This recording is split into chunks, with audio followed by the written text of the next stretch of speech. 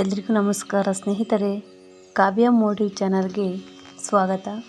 ಯಾರೆಲ್ಲ ಇನ್ನೂ ಚಾನಲ್ನ ಸಬ್ಸ್ಕ್ರೈಬ್ ಮಾಡ್ಕೊಂಡಿಲ್ವೋ ದಯವಿಟ್ಟು ಚಾನಲ್ನ ಸಬ್ಸ್ಕ್ರೈಬ್ ಮಾಡಿಕೊಡಿ. ವಿಡಿಯೋ ಇಷ್ಟ ಆದರೆ ಲೈಕ್ ಮಾಡಿ, ಹಾಗೆ ಶೇರ್ ಮಾಡಿ. ಸ್ನೇಹಿತರೆ, ನಿಮಗೆ ಮೋಸ ಮಾಡಿ ನಿಮ್ಮ ಕಣ್ಮುಂದೆ ನಿಮಗೆ ಅವಮಾನ ಮಾಡಿ ಅವ್ರು ಚೆನ್ನಾಗಿದ್ದಾರೆ ಅಂದರೆ ಚೆನ್ನಾಗಿರಲಿ ಬಿಡಿ.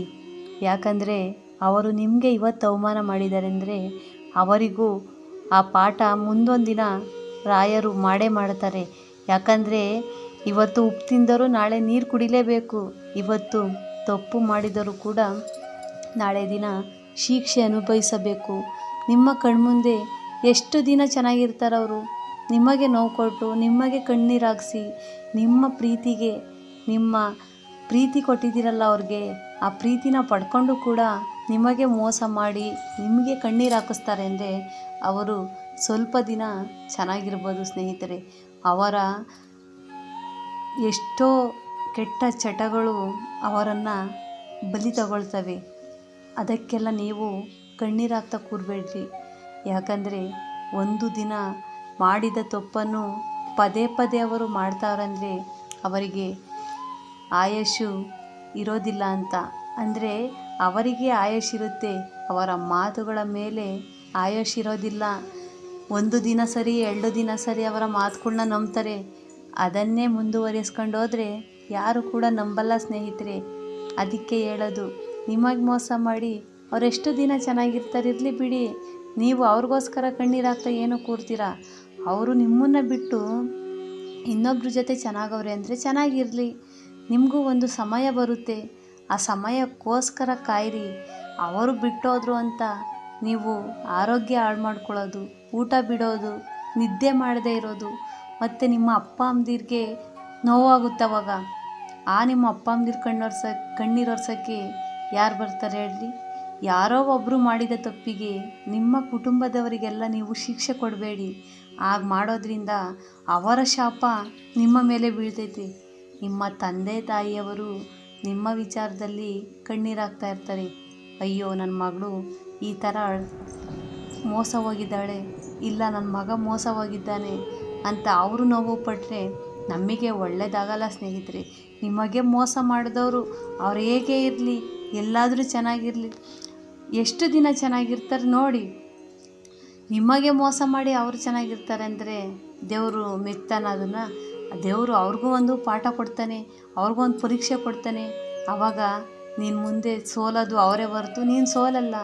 ನೀನು ಸೋತು ಗೆದ್ದಿರೋರು, ಅವರು ಗೆದ್ದು ಸೋಲೋರು. ಆದ್ದರಿಂದ ಸ್ನೇಹಿತರೆ, ಯಾರೇ ಕೂಡ ನಿಮಗೆ ಅವಮಾನ ಮಾಡಿ ನಿಮಗೆ ನೋವು ಕೊಟ್ಟು ಇನ್ನೊಬ್ಬರ ಜೊತೆ ಚೆನ್ನಾಗಿದ್ದಾರೆ ಅಂದರೆ ಚೆನ್ನಾಗಿರಲಿ, ಬಿಟ್ಬಿಡಿ. ಯಾಕಂದರೆ ಅದು ತುಂಬ ದಿನ ಇರೋದಿಲ್ಲ.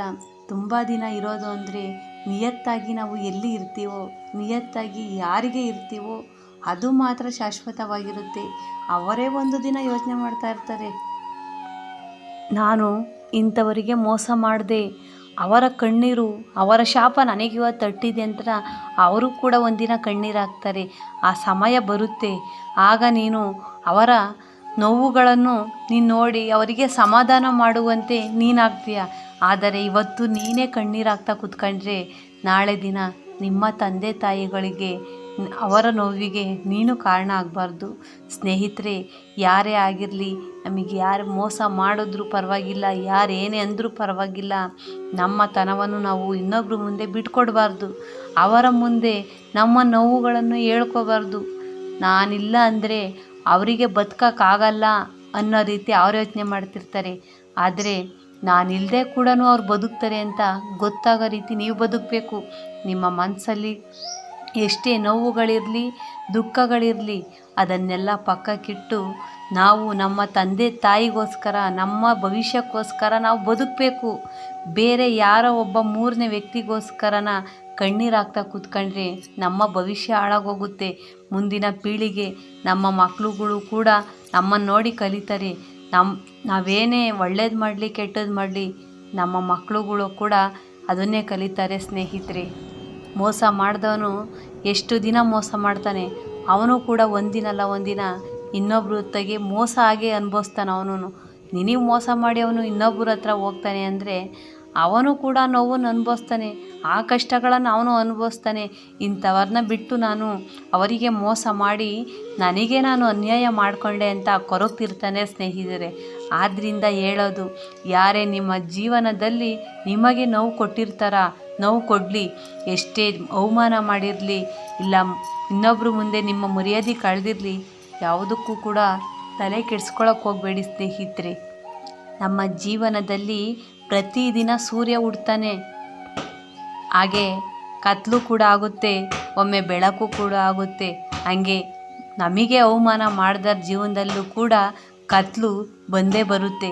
ಆದರೆ ನಾವು ಯಾವುದೇ ಒಂದು ಸಮಯ ಬೇಕು ಅಂದರೆ ಆ ಸಮಯಕ್ಕೆ ತಕ್ಕಂತೆ ನಾವು ಜೀವನ ಮಾಡಬೇಕು.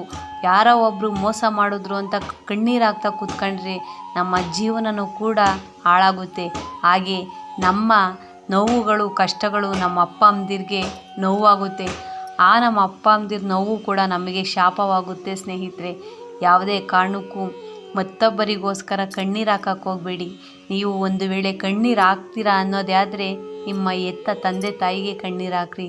ಯಾಕಂದರೆ ಜಗತ್ತಿನಲ್ಲಿ ನಮ್ಮನ್ನು ಪ್ರೀತಿ ಮಾಡೋರು ನಿಯತ್ತಾಗಿ ಯಾರಾದರೂ ಇದ್ದಾರೆ ಅಂದರೆ ಅದು ನಮ್ಮ ತಂದೆ ತಾಯಿ ಮಾತ್ರ ಸ್ನೇಹಿತರೆ. ಈ ಪುಟ್ಟದೊಂದು ವಿಡಿಯೋ ನಿಮಗೆಲ್ಲ ಇಷ್ಟ ಆಗಿದೆ ಅಂದ್ಕೊಳ್ತೀನಿ. ವಿಡಿಯೋ ಇಷ್ಟ ಆದರೆ ಲೈಕ್ ಮಾಡಿ, ದಯವಿಟ್ಟು ಚಾನಲ್ನ ಸಬ್ಸ್ಕ್ರೈಬ್ ಮಾಡ್ಕೊಳ್ಳಿ. ನಾನು ಮಾಡಿರೋ ವಿಡಿಯೋನ ಕೊನೆವರೆಗೂ ನೋಡಿ ಸ್ನೇಹಿತರೆ. ಎಲ್ಲರಿಗೂ ಧನ್ಯವಾದಗಳು.